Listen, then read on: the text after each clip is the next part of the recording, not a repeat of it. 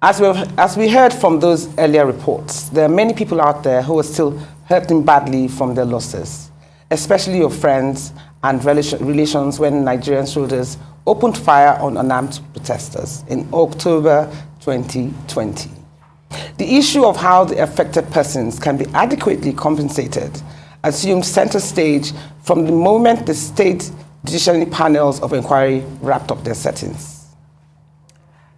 That's true. How can the victims' families be adequately compensated, knowing that nothing can take the place of human life? What about the injured? What about those who shot and killed at will? What manner of justice can be visited on them?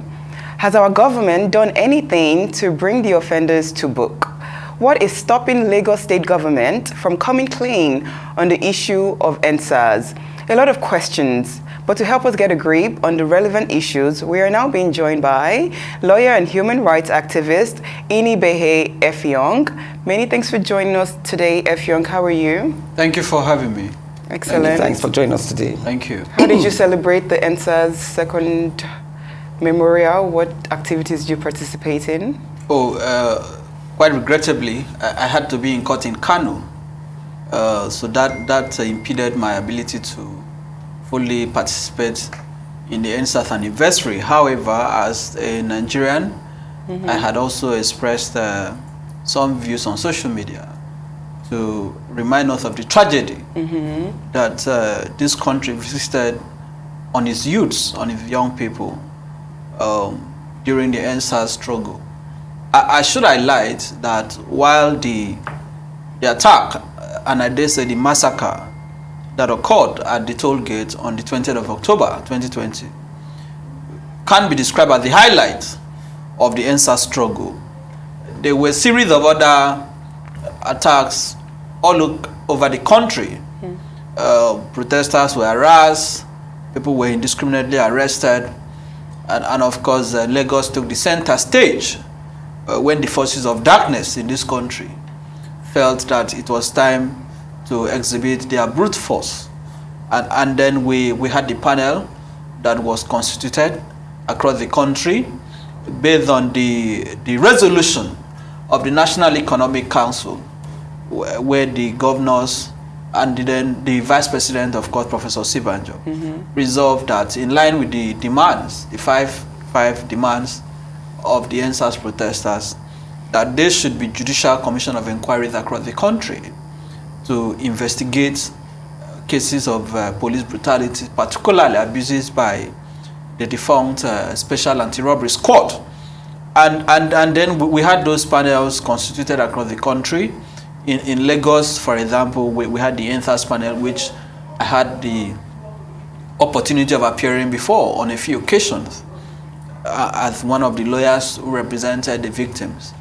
And then at the end of the day, the panels in some states submitted their report. I think about 28 states as at the last time I checked. Okay. Unfortunately, out of those states, some of them have not even come up with a white paper, including states like Akwa Ibom. While Lagos had submitted white paper, and then some aspect of the recommendations were accepted, others were rejected. So in summary, what I can glean in the last 2 years is that the governments, both the federal and the state governments, are dishonest about addressing the issues that precipitated the ENDSARS agitation.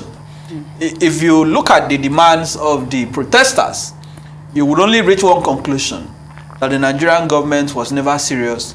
The Nigerian government is not honest about the issues. What has the government done in the last 2 years? Okay. Another question I have to ask you is that Lagos State claims that they've given 400 million naira.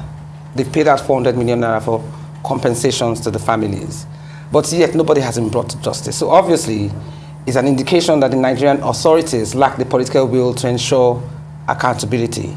Aside from that, there are also people who apparently have been detained and still yet to be released, about 40 of them, still yet to be released. There's also the issue of some people who have lost their loved ones, their bodies too are yet to be released.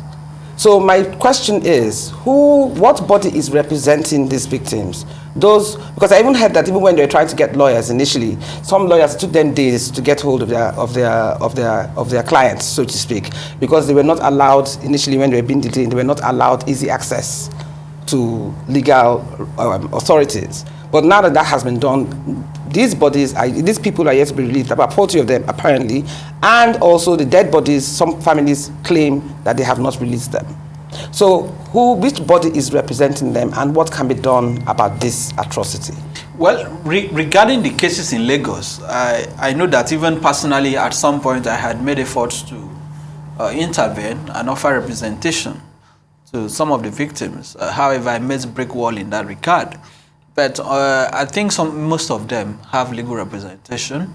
The challenge, however, is that because of the carnage that occurred in Lagos, the Lagos state government had said they had reviewed the cases of all those who were arrested and that they had prima facie case against some of them. And they filed some very serious charges against them. Some of them were denied bail in court, and then that the process is ongoing. Now, regarding those ones, it is strictly a judicial matter because it has gone to court. But I must also say that the government of Lagos State has the power under the law to drop those charges. And I believe that in line with the spirit of reconciliation, which is what the Lagos State government has been clamoring for regarding the ENDSARS protest, I believe those charges should be withdrawn. But on the other hand, it is also important to highlight that the policemen who lost their lives during the tragedy that engulfed Lagos, their families have been compensated. It is also commendable that the Lagos State government has also paid monetary compensation to some of the victims, or let me say the victims that the panel had awarded compensation to. Apart from Lagos, only 2 other states have even shown any form of willingness to compensate with him, which is Osun and Ekiti. Osun paid about 53 million, Ekiti much lower than that. In the other states. But what about the bodies? Because we saw some mothers come on air to say that they have not seen, they are yet to see the bodies of their lost ones. Their loved ones. Again, that is an indication of how irresponsible the Nigerian government is. Not to mention those in detention as well, up to now. Don't forget that the Lagos State pathologist confirmed at the Judicial Commission of Inquiry, I think about 99 bodies, according to him, were recovered across Lagos State, connected to the ENDSARS. And they said, oh, the process of identification of the bodies was ongoing. So 2 years has passed. 2 years later, we're still in 2 years has passed. One would have expected a responsible government to come out clearly, in specific terms, to tell us the names, the addresses, the relations of the victims, and those whose bodies have been identified, the victims whose bodies are yet to be identified. That is what every serious country is supposed to do. What about those that were even injured? Those ones that were maimed? And as a matter of fact, any compensation made to them? I doubt, because except for few, I know that like I said in Lagos, I know that the commission of the panel of inquiry had identified 48 victims at the toll gate alone. I should remind us. 48 gunshot victims, out of which 9 were declared to have been murdered. I think about 4 presumed murdered. The Lagos State government said, oh, we are not comfortable with that finding.